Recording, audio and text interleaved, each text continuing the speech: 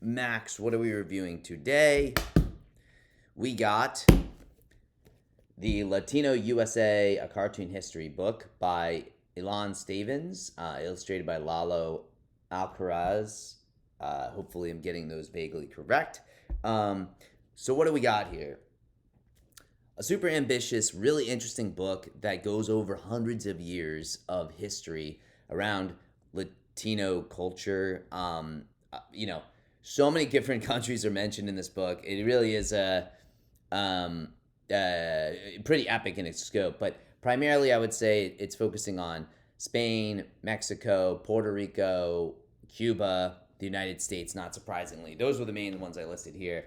And at a high level, it's really walking through like 400-ish years of history or something, diving into a bunch of characters and historical figures I didn't know about. This is a very, it's a very rigorously studied book. Like putting this together um, is again like a work of love, and to try to express, I think, the best crack for the author's intention, um, which you can actually do for an author that writes their intentions into the foreword. The second to last paragraph starts off like this: My objective was to represent Hispanic civilization as a fiesta of types, archetypes, and stereotypes. So this really is like a party, and I think it does come across. There's a ton of different characters. It does kind of feel like just one big rolling story of a culture that the author is and wants to display, but you know, um, but yeah, I think they wanted to display it in a clearly fun way, and I think that just comes across. So anyway, without further ado, the patent pending scoring system. Let's start off with the characters, and I'll give you a little bit too about the structure of the book. So it's broken up into four main parts, I believe. There's the part one, conquest. This is from the traditional 1492, the Spanish come over discovering America, all the way till 1890. You get part two, from end of 1800s to mid 20th century, an upheaval time in the 50s, 60s, 70s, and then from the 1978 until basically 2000, which is when this book was written. So also an interesting thing is that it'll come off both not dated and dated, because it only goes to the year 2000, so they're obviously missing a lot of stuff, and especially in the US with our political climate, there's quite a lot around immigration and other stuff connected to the Latino Hispanic world. All that being said, this is what we get in this book, and so it's missing the last 25 years, 26 years now, I guess, but it's very ambitious in that scope, so that's kind of the timeline. In terms of the characters, you're going over hundreds of years, so not surprisingly, if they were real characters, they would die, so you can't have a real character be there the whole time. We do get this set of fictitious characters, or like, they're like guiding cartoon characters in a sense. The Calavera, I believe how you say this, the guy that looks like a skeleton here, the toucan, the maestra, who's like this teacher, and then the author is also breaking the fourth wall, entering his own book. You see him throughout. So these characters are kind of like the meta fourth wall breaking narrators throughout the book. In terms of the characters' like strength, I'll say first the reason why it's kind of like a mid score. Again, with a book like this, there is like so many different people you meet along the way. So many different people. If I got a quiz right after this, I would not remember everything, but I would remember definitely certain facts when prompted about certain time periods, or like if you showed me a picture from the book, or like a real life picture of the person, I would have more details than I for sure had before. But yeah, again, I think this is one of those challenges with stories like this.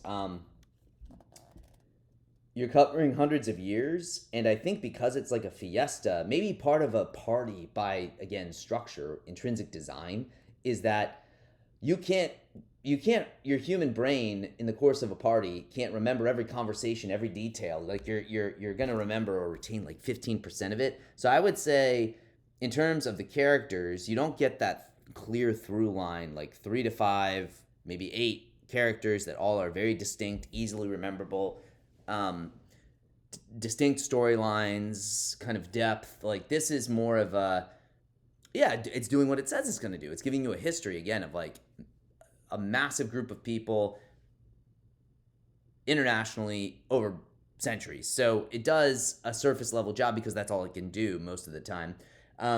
So I think like you still there's enough to take away from this that I still think you might come back for particular historical figures, and you might like the narrators. I'll get into the positive of them later, but it's almost impossible to get over invested in any of the particular characters. You're not reading this for the characters; you're reading it for the history. So couldn't give it more than a 5. For the art, I've already shown a couple pages. I think it's interesting. There's something about the way they draw the faces and stuff, and the lettering. And there's a mixed media here. You get some like kind of almost direct photos on some pages. Some are very cartoonified. You get various texts, and they do a lot of creative visual stunts, like playing chess with countries on a board, things like that. I think these are like riffs from like old commercials and things like that. But do I love the art style? Do I love the page layout? I don't love it. Often, again, there's a lot of words. The images don't have any color. There can be so much stuff just happening again on a single page. They can get quite busy, and I think like I'm definitely more of a less is more kind of person, or without being a totally pretentious guy, because I'm definitely not. Like I do like sometimes where you get like you fall into just the pure artwork of the pages, and that can like lead to its own significance. None of these feel like they hit you with an emotional hammer from the art side. That being said, I think they're very, they work well with one of the positive things I'll get into later, which is kind of like the wit and the humor of this book. But in terms of just the pure art, would I come back for? Would I reread this for the art alone? And did I love it? No, not particular. Was it like something that would deliberately turn me away? Also not really, so kind of a 4 feels about right. In terms of history culture, I gave it an 8 because, again, I think that's where this book shines. Again, he kind of also starts the book in the preface talking about the medium itself, like maybe is comic books the best way to do like this kind of a history book. I actually think he threads the needle here pretty well, which is why I gave the history culture such a high score here. Well, I'm going to kind of bundle these together. I don't normally do this, but I think the history, culture, readability, and X Factor are so combined here. I think the weakness of this book is you can't get invested in characters really individually. There's too many of them. There's too long a time period. You're not reading it for the characters, and I don't think you're really reading it for the art, to be honest. The art's fine, but I think the true strength is this book is incredibly funny, witty, and you are just going to learn a lot in a way that I actually think, because of how much the wit and the humor carries this book, I actually think it weirdly makes, like normally I would look at a page like this and I would say, are you crazy? I'm not going to, this is just text blob after text blob. Why isn't this just an audible textbook? Make this an audiobook.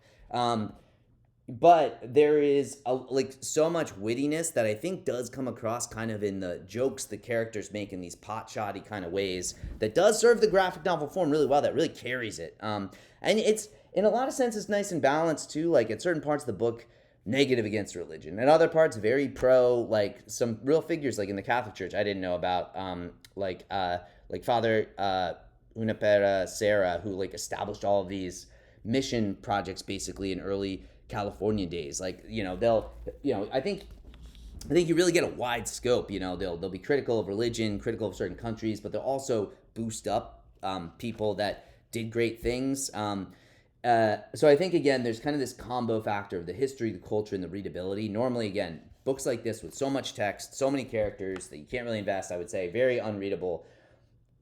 The author's weird interluding elements where he's very, self-deprecating, breaking the fourth wall. His own characters are very funny, and they make a lot of good jokes, especially in like moments which are not particularly lighthearted, talking about moments of like, violence and war. And at the same time, they still manage to, I think, just thread this needle where it always comes off well. That being said, I think without having opinions about this, I think more recent graphic novels would have little bits of bones to pick with some of these books. Like as an example here, I would say one of my favorite books was the book Worm, which I've already reviewed, about just the how bad of a dictator Castro became for people living in Cuba, and how people almost died trying to escape. And this is that entire story in 2 pages. And I think it kind of glorifies some of these more anarchist revolutionaries while mostly paving over some of the atrocities they did and like the perspectives of the people that escaped. So I think like this book definitely is more left-leaning in general, to a point that like I think more recent graphic novels, even by still very left-leaning people, they don't combat enough, I think, authoritarianism or folks that use force and often are doing like awful stuff behind the scenes. Like I think that, so it's not a perfectly balanced book, but I think that you're going to get a certain bias from somebody that decides to write a whole book about these kinds of things. But at the end of the day, you get a party. You really do get a party. You get probably one of the most digestible ways to read through hundreds of years of history that you will ever get. And I would say high recommend overall. Final score, the 6.2. I'll leave it at that. It's a strong book. I'd pick it up.